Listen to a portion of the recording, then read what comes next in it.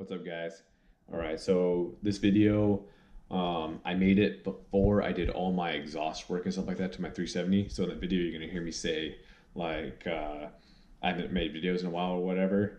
It's just because I made this video before I did all that exhaust work and everything like that. So I kind of fell behind on this video. I don't know why, but I'm putting it out now. So yeah, enjoy the video. All right, what's up, guys? All right, it's been a while since I put up a video, but kind of had to do a lot of stuff, so I'm gonna be just trying to put up some videos here pretty soon. I'm gonna get exhaust for my 370Z here pretty soon, but right now, actually, I'm gonna be working on my 300ZX. I haven't showed you guys this yet, but it's a 1985 300ZX turbo, Z31. I bought it a couple years ago for about 3,200 bucks. Interior is actually pretty clean. It's got the gauges, 5-speed of course. The seats aren't in bad condition. The back has a couple of stain marks, but everything's in pretty good condition. Of course, the T-tops, they do all work. This car has electric everything, power windows and stuff. AC does work on it. It even has a button right there for the suspension, but I doubt that even works anymore. But it's kind of funny how back in 1985 that they had that type of technology. I'm sure it didn't work really at all, but just kind of funny how nowadays cars have that too.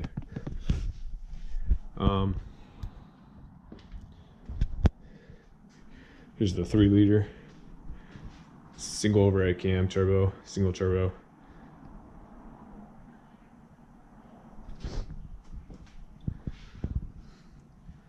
You see, it's hard to see, but the turbo's right back there. When I first bought the car, I took basically all of this apart right here, changed out all the vacuum lines, changed out spark plug wires, the NGKs, put new spark plugs in there, gapped them properly, took the turbo out. It's a T3 water and oil cooled Garrett turbo. It's the stock turbo. I had it rebuilt, so it's brand new basically because it was rebuilt. I changed out a lot of the gaskets, exhaust manifold gaskets, just a lot of maintenance stuff. Changed out the alternator recently. 300ZX Z32 fuel filter. That's a common mod that people do on 240s and older Zs and stuff like that. Yeah, mechanical fan works perfectly. Car runs and drives pretty good.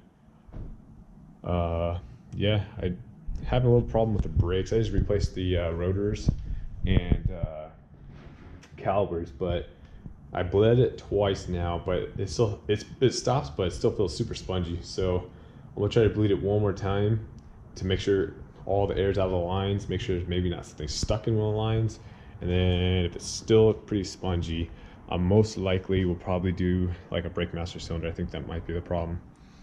But today what I'm doing is I have all energy suspension bushings. I got a master bushing kit from it.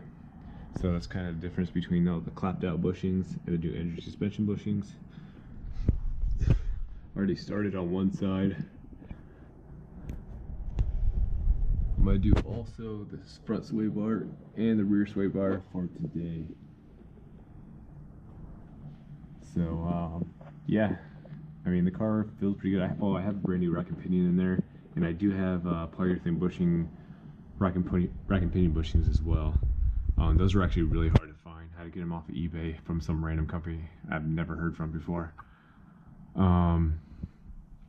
But yeah, so I'm going to replace these bushings real quick and I'll get back with you. Alright, so we got all of the suspension parts taken off of this side. As you can see, there is nothing left on there. So I got the lower control arm. Tension rod is actually right over there. And then I won't have taken the sway bar off, but I got bushings for all these. And they're a little dirty, as you can tell. That's one of the bushings they're replacing.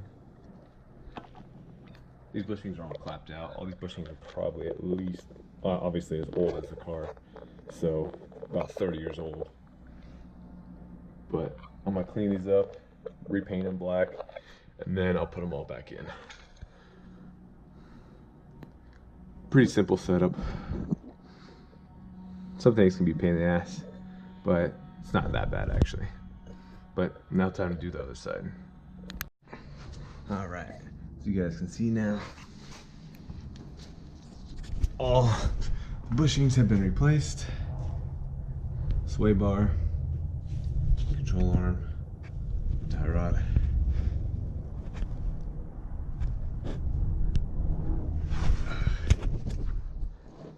I'll let it go right there. So now this car should feel a lot better when I'm going around corners and just, you know, actually just everyday driving. It won't be as sloppy and stuff like that. Be more direct. So it was actually a lot easier than I thought. The only part that took a bit was these control arms. You actually have to press the bushing out, and then also, well, you can just burn them out. But I pressed the bushing out and then I burned them out because the bushing rubber was stuck on the sleeve, and it was just so much easier just to burn all the rubber out.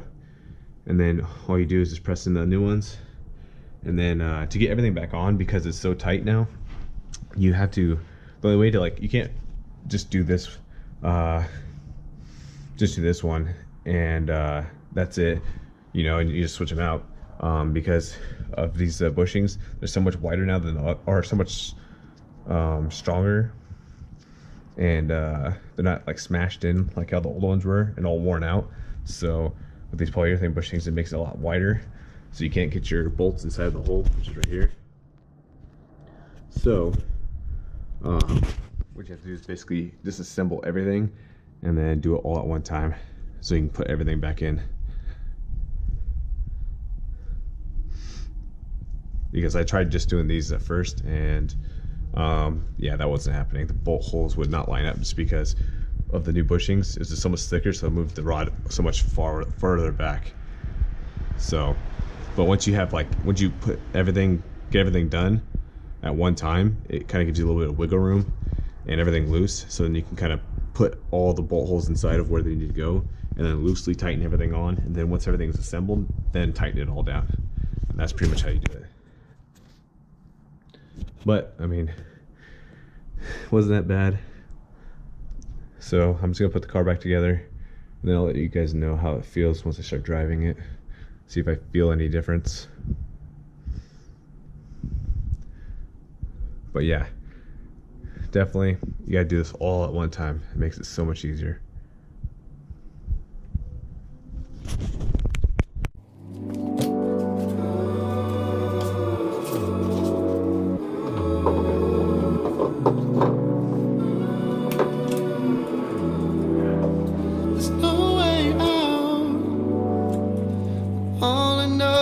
Keeps me waiting on and on and on. It keeps me up. I can't rely on you to understand. So I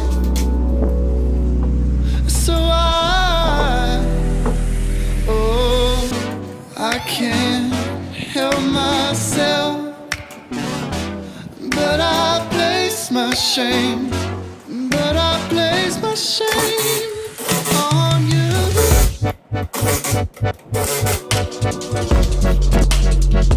On you.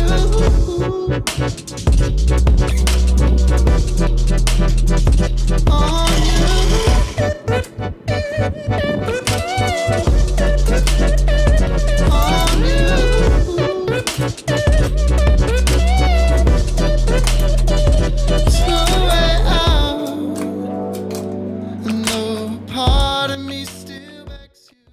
So now that you guys saw that video and stuff like that, all the suspension stuff worked out pretty good. I didn't do the rear, I only did all the front stuff.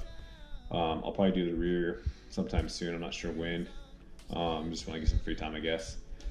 The brake problem, I still haven't figured that out yet. I know I said it might be the master cylinder, which is still true. It could be the master cylinder, or because I don't know how many people actually know about the 300ZX Z31 rear brakes, but basically on all regular piston brakes in the rear, when you push them together, you usually use like a clamp or something like that. But with these ones, you use a special tool, and you actually have to twist the actual piston inside. Like clockwise, turn the piston inside of the actual caliper, and that's how you push it back. So I don't know if it's just stuck in that position. So what I'm going to try to do is maybe untwist it a little bit and see if it'll get unstuck, because they're supposed to readjust themselves out. So it's just a weird setup that they used to do back in the 80s, and they actually did on the 280ZXs as well.